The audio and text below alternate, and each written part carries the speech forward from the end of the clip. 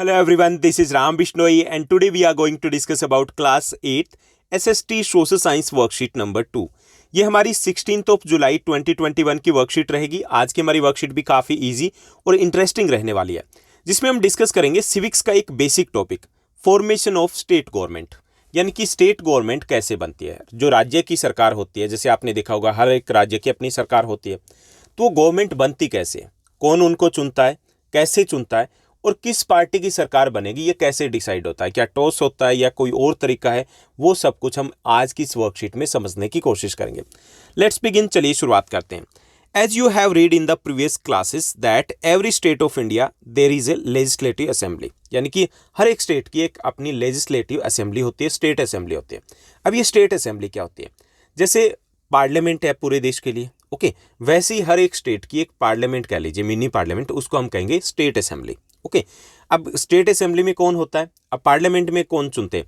हम चुनते हैं एमपीज, और एमपीज बैठते हैं पार्लियामेंट में, यानी कि वो हमारी सरकार होगी पूरे देश के लिए। ऐसे स्टेट जो असेंबली होती है उसके लिए हम एमएलए चुनते हैं, member of legislative assemblies. Okay, MLA Hindi में उनको विधायक कहते हैं, तो हम उन विधायकों को चुनते हैं और फिर उन विधायकों के आधार पर सरकार बनती है। थोड़ा और समझते हैं, जैसे आप अपने स्कूल का एग्जाम्पल ले सकते हो। अब स्कूल में बहुत सारे आपकी क्लासेज हैं, सेक्शन है उनके।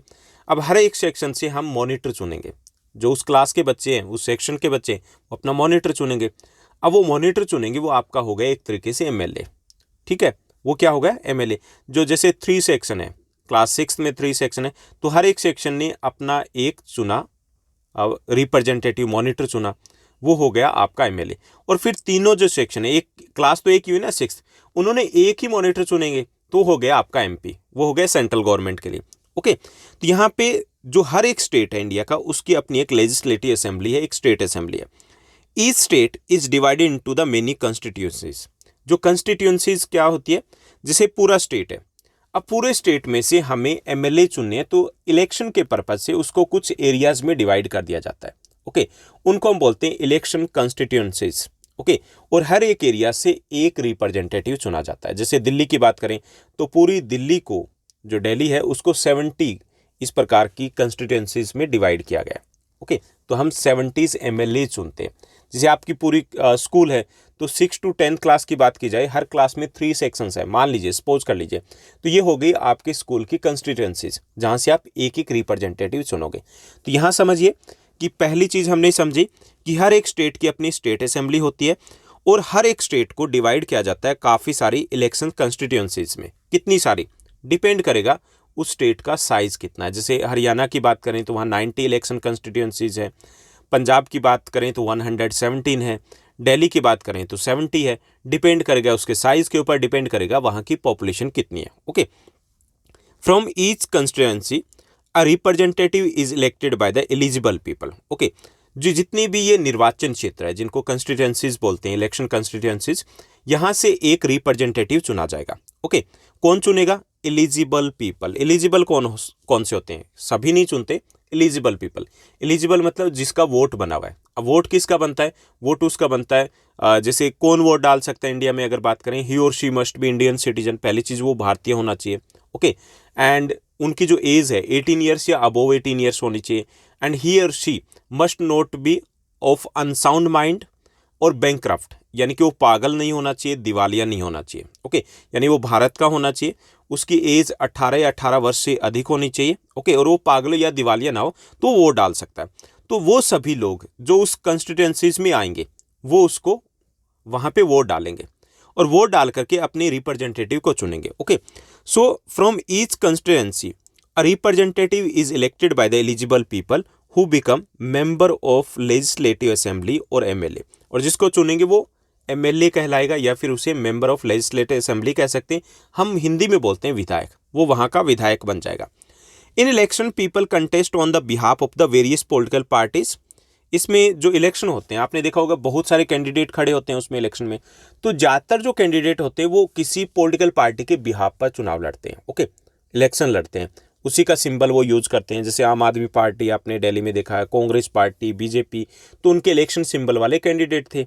ओके, क्योंकि ये अलग अलग पॉलिटिकल पार्टीज है, उनके सिंबल पर इलेक्शन लड़ते हैं, इसलिए जो एमएलएज होते हैं वो डिफरेंट पॉलिटिकल पार्टीज के होते हैं। ऐसा नहीं कि एक ही पॉलिटिकल पार्टीज़ के होंगे, अलग अलग पॉलिटिकल पार्टीज़ के एमएलएज होंगे, क्योंकि अलग अलग पॉलिटिकल पार्टीज़ के एमएलएज हैं, उन्होंने इलेक्शन, जो पीपल है उन्होंने इलेक्शन लड़ा, कैंडिडेट्स ने इलेक्शन लड़ा। इसके अलावा ऐसा भी हो सकता है कि किसी भी पार्टी का कोई मेंबर ऐसा हो सकता है जो किसी भी पॉलिटिकल पार्टी का ना हो, वो होते हैं इंडिपेंडेंट कैंडिडेट्स। काफ़ी सारे ऐसे लोग हैं जो निर्दलीय या आज़ाद, आपने नाम सुना होगा, आज़ाद उम्मीदवार होते हैं कि किसी पार्टी के नहीं, बस हमें तो इलेक्शन लड़ना है। ओके, तो इसलिए अलग अलग पॉलिटिकल पार्टीज़ के एमएलएज होते हैं। The party whose MLAs get elected in more than half of the constituencies is considered as the party with majority in that state. यानी मेजोरिटी चाहिए सरकार बनाने के लिए, क्या चाहिए, गवर्नमेंट को फॉर्म करने के लिए मेजोरिटी चाहिए। मेजोरिटी का मतलब होता है कि मोर देन 50% सीट्स उनके पास होनी चाहिए। जैसे दिल्ली की बात करें तो 70 यहाँ पे कंस्टिट्यूएंसीज है, 70 यहाँ पर एमएलएज की सीट है।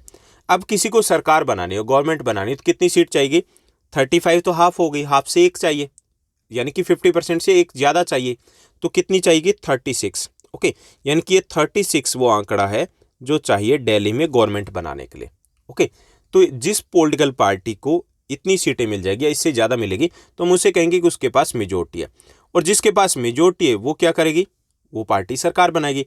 अब दिल्ली में जो आम आदमी पार्टी है उसके पास मेजोरिटी है, 60+ सीट्स है, तो यहाँ पे दिल्ली में आम आदमी पार्टी ने सरकार बनाई है।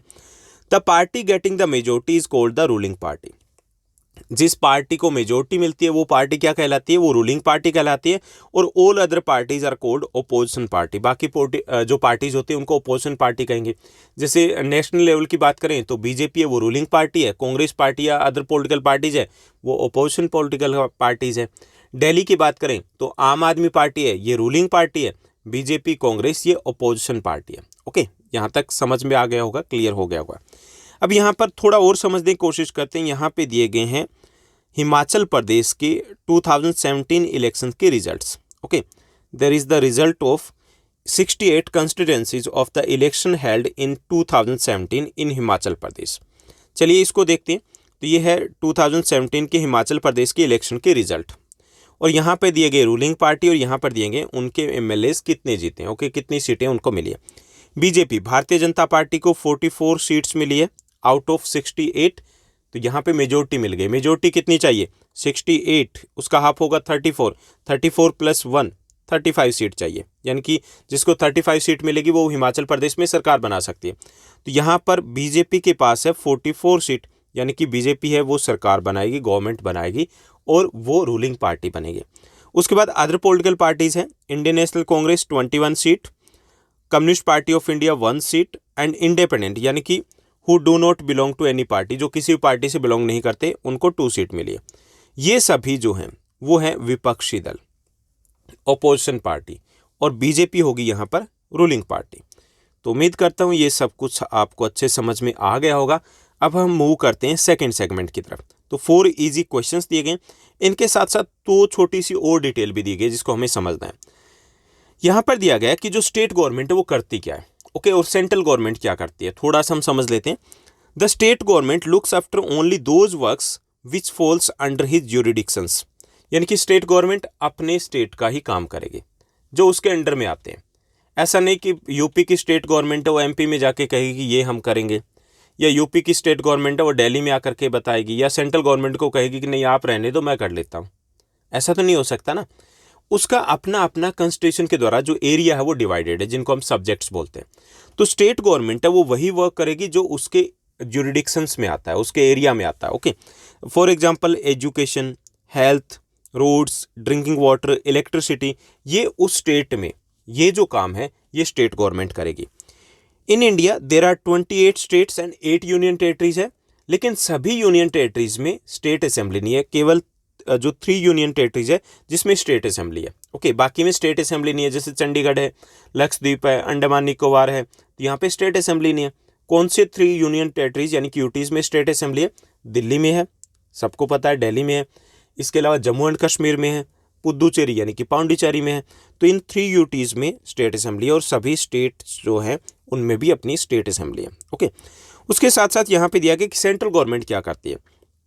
There are some work whose influence is felt all over the country. कुछ ऐसे काम है जो पूरे देश के लिए इंपॉर्टेंट है। ऐसे जो वर्क है, काम है, जैसे security of boundaries of the nation, train services, telecommunications, banking, ऐसे वर्क है वो किसके अंडर में आएंगे? सेंट्रल गवर्नमेंट के अंडर में आएंगे। एक एग्जांपल ले सकते हैं हम स्कूल का, जैसे स्कूल में आपके जो क्लास इंचार्ज है वो स्टेट गवर्नमेंट है और आपके जो प्रिंसिपल हैं वो आपकी सेंट्रल गवर्नमेंट है।